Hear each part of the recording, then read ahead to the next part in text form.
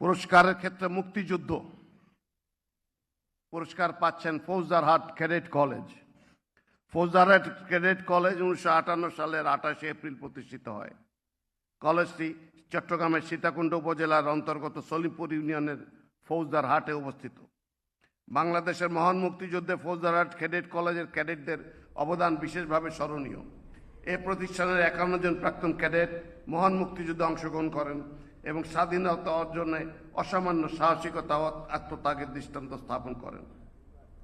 তাদের মধ্যে 8 জন ক্যাডেট শহীদ হন এবং মুক্তিযুদ্ধে গৌরবোজ্জ্বল ভূমিকার স্বীকৃতি স্বরূপ একজন বীর উত্তম, 4 জন বীর বিক্রম, 6 জন বীর প্রতীক সহ মোট 11 জন বীরত্ব সূচক রাষ্ট্রীয় খেতাবে ভূষিত হন।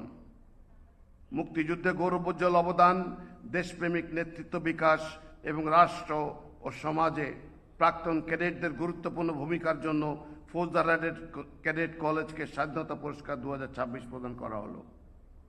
আমি ফৌজদারহাট ক্যাডেট